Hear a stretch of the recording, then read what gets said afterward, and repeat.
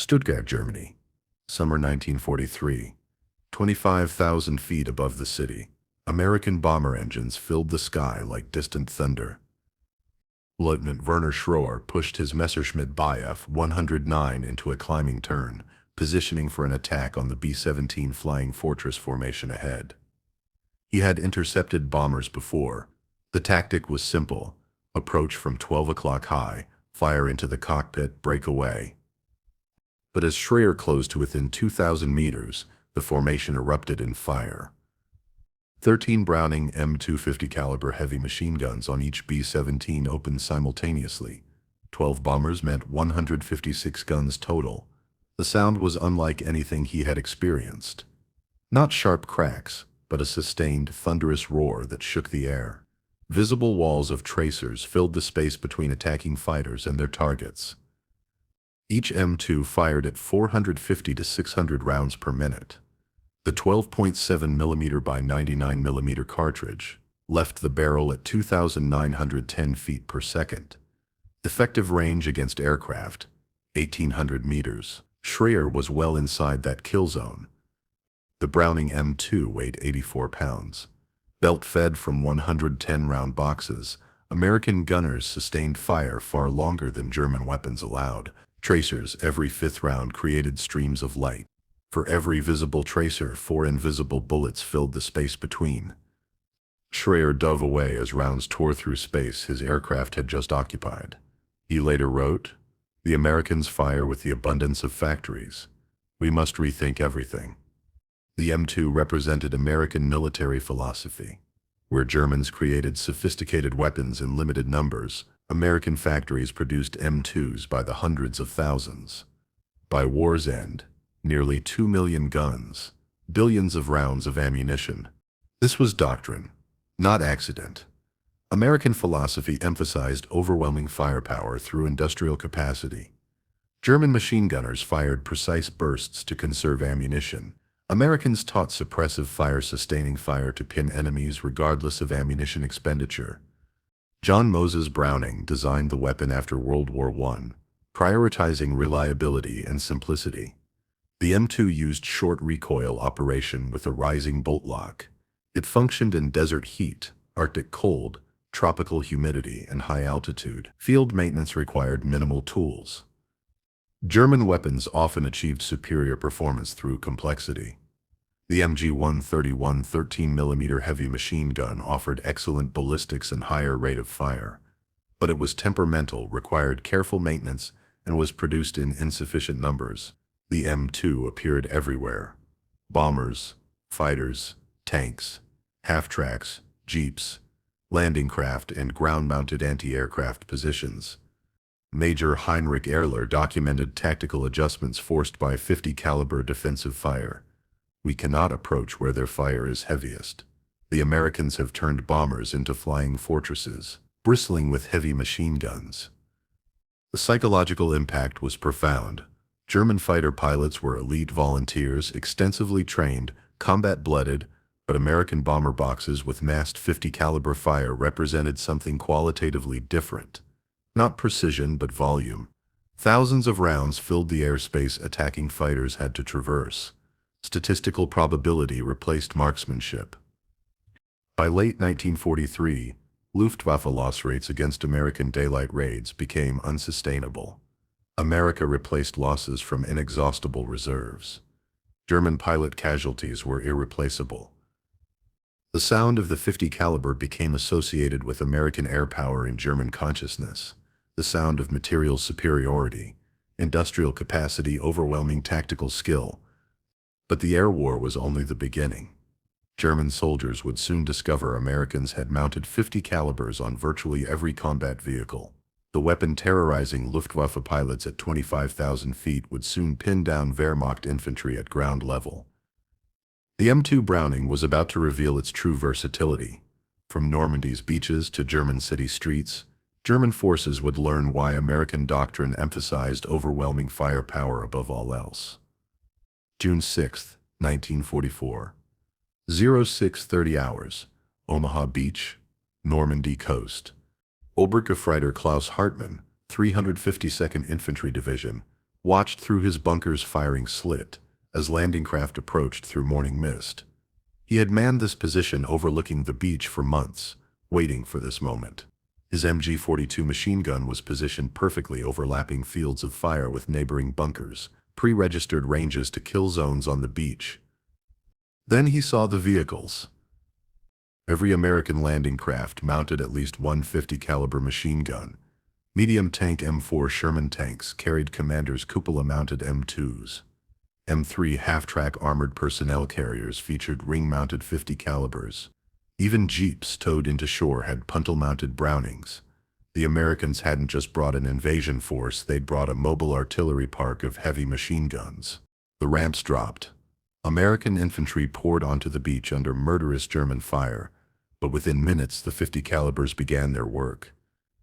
Hartmann's bunker position, concrete walls 6 feet thick, designed to withstand naval gunfire, suddenly came under sustained M2 fire. The 50 caliber couldn't penetrate the concrete, but it didn't need to. 12.7 millimeter rounds hammered the firing slits, forcing gunners to duck away from their weapons. Suppression, not destruction. American infantry advanced while German defenders couldn't maintain aimed fire. Oberst Hans von Luck, commanding the 125th Panzer Grenadier Regiment of 21st Panzer Division, arrived at the battlefield hours later as German counterattacks developed. He immediately recognized something fundamental about American tactical doctrine. He later wrote, "They do not advance until they have established fire superiority. Every vehicle carries heavy machine guns that fire continuously." The tactical difference was stark. German doctrine emphasized fire discipline, short bursts, ammunition conservation, precision. A German machine gun team carried perhaps 500 to 1,000 rounds for an engagement. American doctrine emphasized suppressive fire, sustained fire to prevent enemy action regardless of ammunition expenditure. An American vehicle might carry 2,000 rounds of 50 caliber ammunition and expend it liberally. The Sherman tank exemplified this philosophy. Its primary armament, the 75 mm M3 gun, was adequate but not exceptional. But every Sherman carried a commander's cupola-mounted M2 Browning with up to 600 rounds of ammunition. Tank commanders used the 50 caliber constantly, suppressing suspected enemy positions, marking targets for infantry, maintaining fire while the main gun reloaded. Hauptmann Friedrich Weber, panzer commander with Panzer Lehr Division, engaged American armor near Cannes in late June. He noted, "Their tanks fire their machine guns almost continuously. We conserve ammunition. They do not." By July, the Americans had pushed inland from the beaches into Normandy's infamous hedgerow country, the Bocage. Here, the M2 proved its versatility again. In close quarters hedgerow fighting, where visibility rarely exceeded 100 meters, sustained suppressive fire became decisive. American infantry would fix German positions with rifle fire, then call up a 50 caliber equipped vehicle to suppress the position while infantry enfiladed. Gefreiter Anton Schneider, fighting with the 17th SS Panzer Grenadier Division near St. Lo, experienced this tactic repeatedly. He recalled, "The sound was constant. You could not raise your head without 50 caliber rounds cutting the air above you." Urban combat brought new 50 caliber applications. When American forces reached Norman towns like Carentan and later Aachen in Germany, M2s mounted on half-tracks and tanks suppressed buildings before infantry entered. The heavy rounds punched through wooden walls and shattered masonry, driving defenders away from windows and firing positions. The ammunition expenditure shocked German observers. Where German units rationed machine gun ammunition carefully, American units fired thousands of rounds per engagement. This wasn't wasteful, it was doctrinal. American logistics could support such expenditure. Ammunition convoys arrived daily from the beaches. Supply ships crossed the Atlantic in continuous streams. American industrial capacity produced ammunition faster than combat units could expend it. German forces had no equivalent system. Ammunition was precious, carefully husbanded. By midsummer 1944, German units in Normandy faced ammunition shortages while Americans seemed to have unlimited supplies. The tactical implications were profound. German forces couldn't sustain prolonged firefights. American forces could. Oberst von Luck observed, "We fight with skill and limited resources. They fight with unlimited resources. But the ground war in Normandy was only one theater where German forces encountered the 50 caliber's devastating effectiveness. Above the battlefield, an even more terrifying application of American firepower doctrine was about to unleash hell on German armored columns. The Republic P-47 Thunderbolt fighter bomber carried 8 M2 Brownings, and it was coming. Oberleutnant Kurt Meyer, panzer commander with the 2nd SS Panzer Division Das Reich, heard the sound before he saw them. A distant rumble growing louder. Then the shout from his driver, Jabos, fighter bombers. 3 Republic P-47 Thunderbolt fighter bombers dropped from 4,000 feet, rolling into their attack run. Each aircraft carried 8 Browning M250 caliber heavy machine guns, 4 in each wing. Combined rate of fire, over 4,000 rounds per minute. Armor-piercing incendiary ammunition capable of penetrating light armor and setting fuel tanks ablaze. Meyer's Panzerkampfwagen V Panther tank was caught in the open on a narrow French road, part of a column trying to escape the Allied encirclement. There was nowhere to hide. The hedgerows that had protected German forces weeks earlier now trapped them. Vehicles couldn't leave the roads without bogging down. The first Thunderbolt opened fire at 600 meters range. 8 M2s, firing simultaneously, created a cone of destruction 40 meters wide. Tracer rounds, every 5th bullet created visible streams of fire converging on the German column.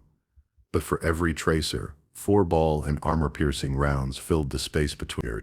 The sound was apocalyptic, a sustained tearing roar that lasted 3 seconds as the P-47 flashed overhead at 300 miles per hour. 12.7 millimeter armor-piercing incendiary rounds struck Meyer's Panther at extreme angles. The tank's thick frontal armor 80 millimeters deflected direct hits, but the Panther's engine deck armor measured only 17 millimeters.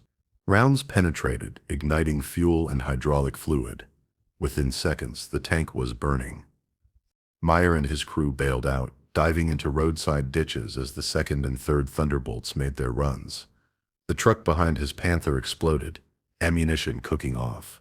A SDKF 251 half-track took fire from above, 50 caliber rounds walking through its thin top armor like paper. The entire attack lasted 90 seconds. 3 aircraft. Approximately 6,000 rounds of 50 caliber ammunition expended. 11 German vehicles destroyed or damaged. 23 casualties. Then the Thunderbolts were gone, climbing back to altitude to search for more targets. Generalleutnant Fritz Bayerlein, commanding Panzer Lehr Division, experienced similar attacks throughout the Normandy campaign.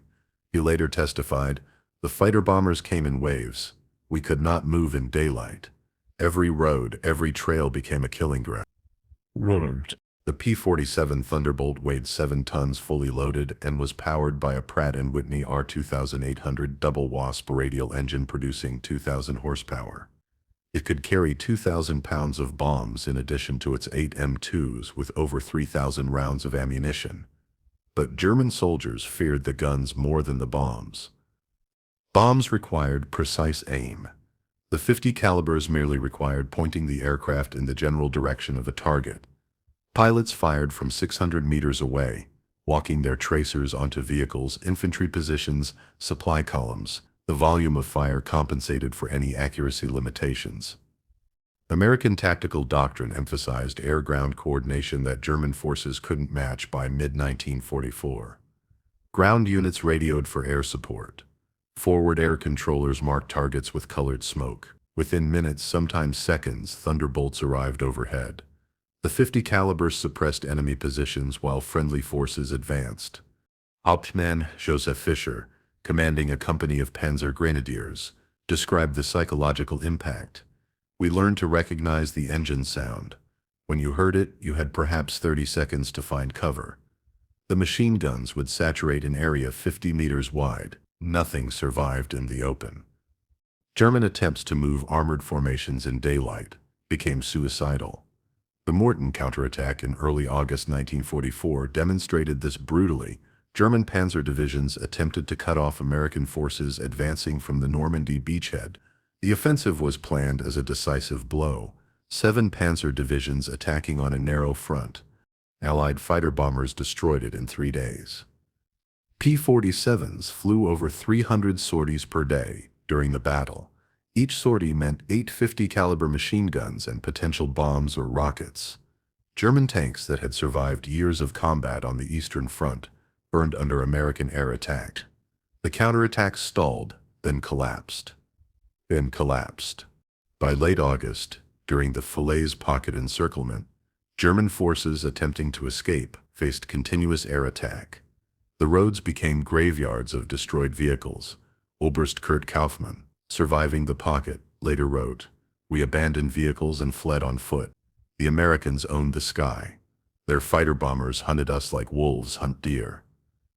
The combination of 850 calibers per aircraft, thousands of rounds of ammunition, and virtually unlimited numbers of aircraft created battlefield conditions German forces had never experienced.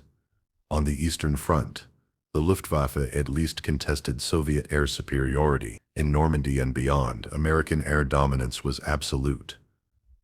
The sound of Pratt and Whitney engines became the sound of death, and mounted in each Thunderbolt's wings, 8 M2 Brownings delivered that death with industrial efficiency.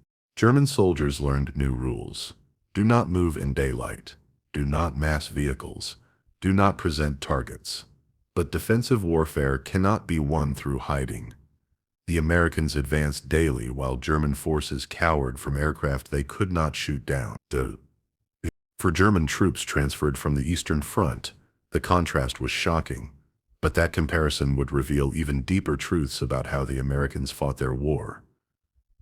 Late summer 1944.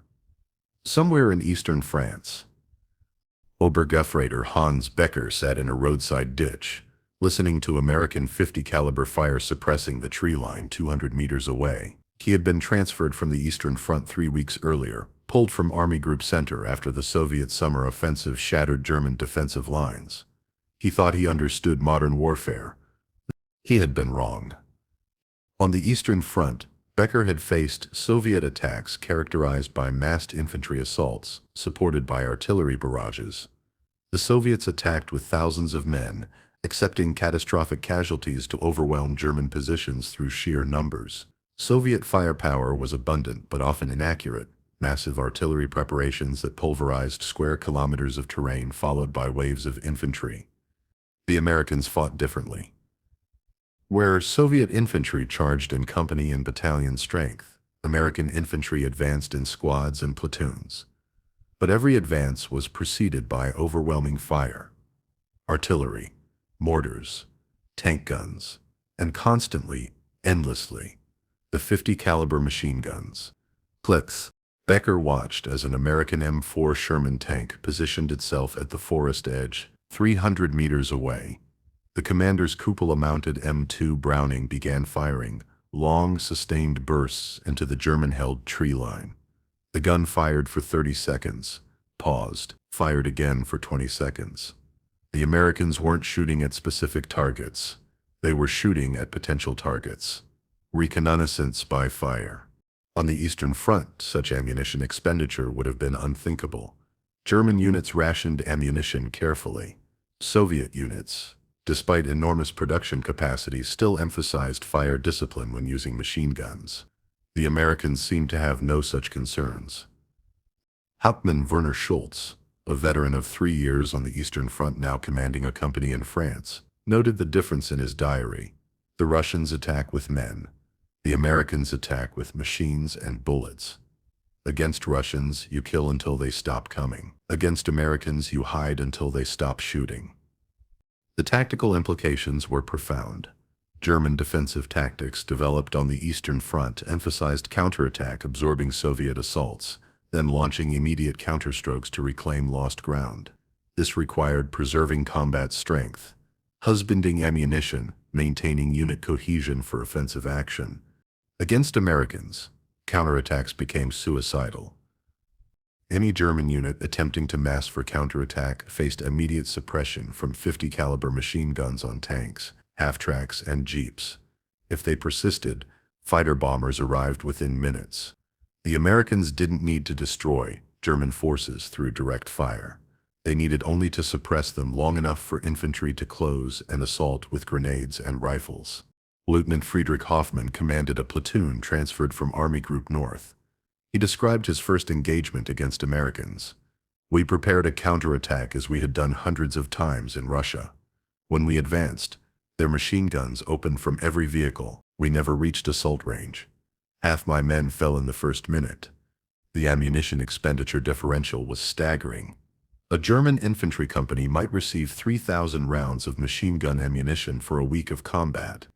An American company could request and receive 10,000 rounds of 50 caliber ammunition for a single day's operations." The logistical systems supporting both armies reflected fundamentally different philosophies. German logistics emphasized efficiency and conservation. Ammunition trains delivered calculated quantities based on expected engagement rates. Unit commanders signed for every crate, accountable for expenditure. Waste was punishable. American logistics emphasized abundance and availability. Supply convoys delivered ammunition in quantities that shocked German prisoners. If a unit expended ammunition rapidly, more arrived the next day. The American supply system could sustain consumption rates that would bankrupt the German war economy within weeks. Oberst Rudolf Lehmann, commanding a regiment in the West after serving in Russia, observed, "In the East we fought soldiers. In the West we fight factories." The industrial capacity differential manifested in every engagement. American units operated under the assumption that material was expendable, that firepower could substitute for tactical elegance. German units operated under resource constraints that forced tactical sophistication. Ironically, the side with superior tactical skills often lost because tactical excellence couldn't overcome material disparity. Soviet forces, despite enormous production capacity, still fought within resource constraints. Soviet doctrine emphasized shock, concentrated force at decisive points, accepting high casualties for breakthrough. American doctrine emphasized suppression, using firepower to minimize friendly casualties while methodically advancing. For German soldiers, the Western Front became psychologically exhausting in ways the Eastern Front was not. In Russia, battles had clear phases: attack, defense, counterattack. In France, combat was continuous. The 50 calibers never stopped. Even during quiet periods, American machine guns fired harassment missions, random bursts, to prevent German movement or rest.